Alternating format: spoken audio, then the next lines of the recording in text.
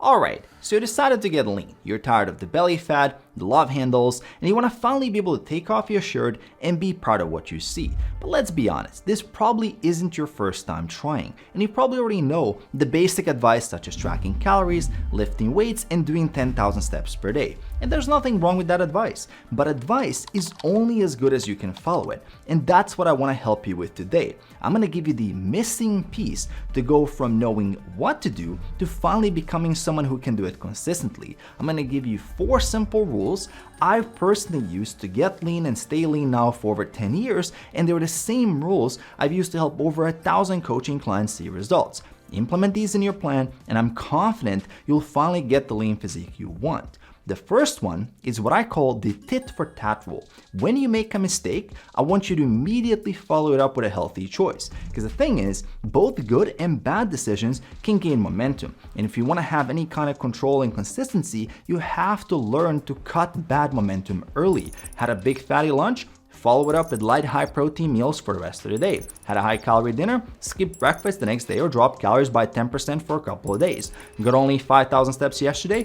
Time block a walk on your calendar first thing in the morning so you don't miss it again. The tit for tat rule is there to balance things out because you don't have to be perfect every day to get lean, but over time you do need more good days than bad days. And when you correct quickly, one bad meal or one bad day won't affect your results long term. The real damage happens when a slip up triggers what behavior scientists call the what the hell effect. You miss a workout, overeat a meal and think, what the hell, I already blew it, may as well eat whatever. Then one bad day turns into 2 and then 3 and suddenly a whole week has gone by. We've all been there. And the worst thing is, the more days off track you accumulate, the harder it is to get back into the routine. By implementing this rule, you're not letting yourself drop off entirely. You catch yourself early before things escalate when it's still easier to get back on track. Now the tit for tat rule works in perfect synergy with the next one.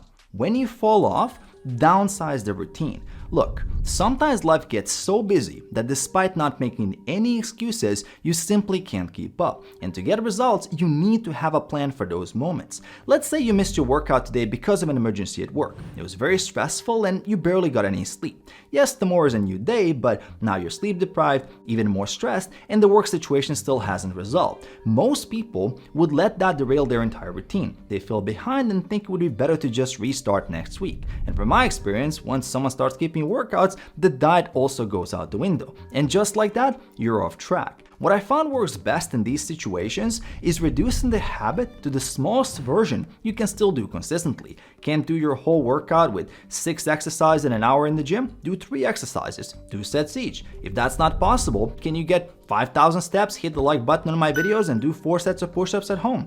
The most common trap people fall into is believing there's only one way worth doing this. They feel like reducing the intensity occasionally is somehow a sign of failure. And this black and white thinking destroys consistency faster than anything else. By regulating your intensity and the scope of the habit, you introduce flexibility into the process. You allow your routine to flow with life and adapt to it instead of being rigid and snapping when life pressure goes up. In fitness and in life, there are times you need to play offense and increase your intensity, and there are times you need to play defense and just make sure you're staying in the game.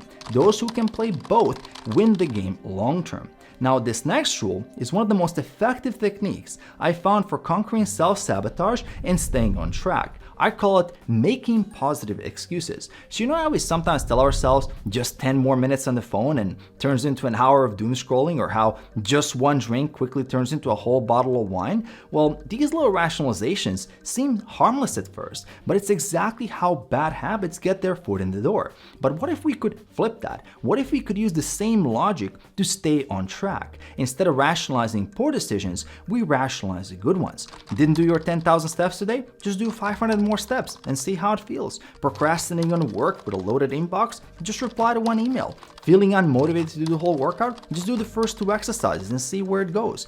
Use positive excuses to take the pressure away and lower the activation energy required to start the habit. Because as soon as you take one positive step, you're now tapping into the completion bias. Our brain loves finishing things that it started. It feels great. Once you're already at the gym, you're likely to do more exercises. Once you're already out the door, you're likely to get more steps. Once you start a day with a healthy meal, you're likely to continue. Getting over the starting barrier is generally the hardest part. Once you're in motion, it's easier to stay in motion and continue making healthy choices. Now, rule number 4 is one of my personal favorites, and it is simplicity always wins long term.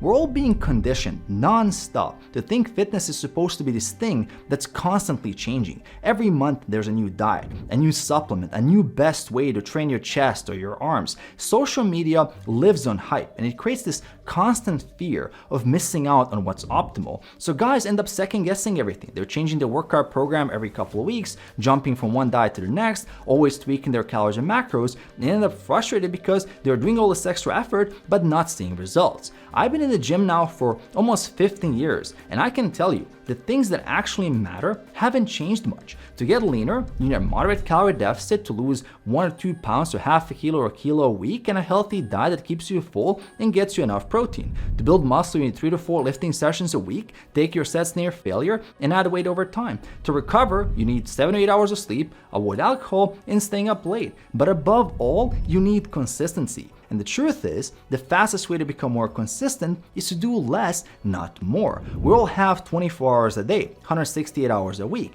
If you have a very busy life, keep your fitness routine simple and efficient, because decisions aren't free. The more choices you have, the longer it takes to decide what to do, and it slows you down. Psychologists call that the Hicks law. And if you're waking up every day wondering what food you need to eat, you're already behind. You're burning mental energy solving problems that should have been automated. So simplify your system and preserve that energy. Don't be afraid to eat the same first meal every day. For me, that's high protein Greek yogurt with berries and a little bit of nuts. Identify 4 favorite foods for each macronutrient and build your staple meals around those. Add your workouts and daily walks to the calendar like appointments so you can stay organized. It doesn't need to be complicated, it just needs to work. If it feels boring, but it still works, that's exactly what you're looking for. The goal is to establish a routine that requires the least amount of micromanagement and discipline to follow, and then let time do its thing. And by the way, if you're looking for a step-by-step guide on how to lose belly fat, check out this video next. For coaching with me, details are in the description, and I'll see you in my next video.